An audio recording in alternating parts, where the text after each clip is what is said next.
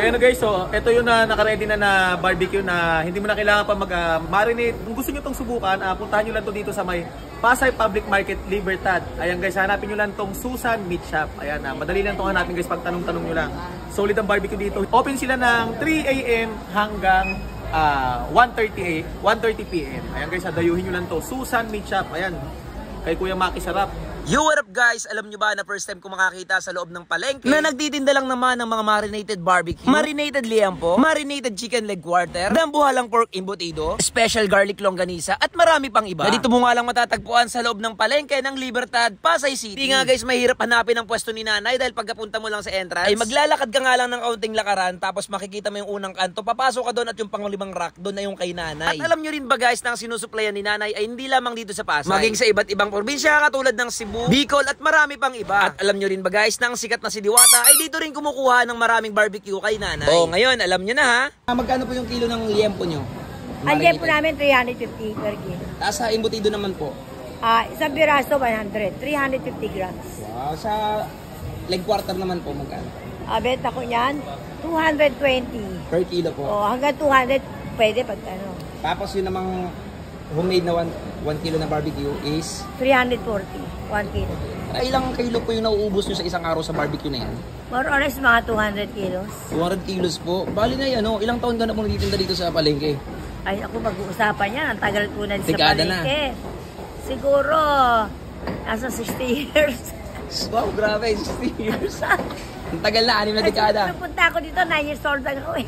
Yung barbecue naman, ilang taon na po ito mula nung sinimulan mo? Once na inano itong palengke na to, siguro itong palengke na to, kung ako na 20 years na to eh. Balita ako na, meron daw kilala sa social media na kumukuha sa'yo ng barbecue dito. Ay, oo. Sino po yun? Si Diwata. Yan guys ha, sinasabi ko sa inyo. Nung unang vlog namin kay Diwata, sila yung nagmamarinate ng barbecue nila since marami na silang customer. Hindi po si Diwata ang gumagawa ng barbecue nila. Si nanay po, siya po ang kinukuhanan ni Diwata, which is ito po yun. Kung maliligaw po kayo dito sa Pasay Libertad, pwede kayo sumaglit sa akin para bumili ng barbecue dito sa pwesto ng stall number na 77, 75, 76. Katulad ho ngayon, magde-December na. Pumasyal kayo sa akin, dito na kayo makakabili ng mga yaring murkon, mga manado, doon lumpia Shanghai, mga pang-ihaw na makatulad ng mga manok, liempo, meron din ho kami yan. May mga karne din ho kami dito, kahit anong kasing karne, pwede nyo hanapin sa amin. Katulad na ho ng baka. Kung gusto nyo order na kung ano kailangan nyo, order kailangan yung kalabaw or gabayo, pwede rin po kayo sa akin umorder. Ito yung marinated na pork. Yan yung si nanay. Si nanay yung nagano. Ayan si nanay. Yung behind the barbecue. Ito yun. So guys, napaka hassle free guys. Ito na yung 340 pesos lang guys. Angatin ko lang saglit.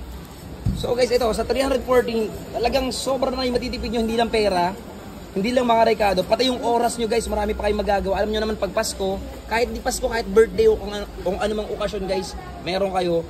Sobrang napakalaking tulong nito. At the same time, yung pinakamalaking bonus nito, yung masarap na marination. Yun nga guys, yung gusto ko ring matry kayo mamaya. Susubukan ko talaga sa bahay. Bibili ako kay nanay. Ayan guys, huwag nyo nang patagalin pa. Pag napunta kayo dito, gayahin nyo na rin ako, bumili tayo. Susubukan nga natin, hindi natin hayaan na palagpasin ang kanyang barbecue dito. So guys, kita tayo sa susunod video. Tara, makisarap na. Pre, supot ko yan Sa'yo ba to? Sa akin to pre. Oh, sorry. Sige, Sa akin to, pre. cut mo na. Kakaya.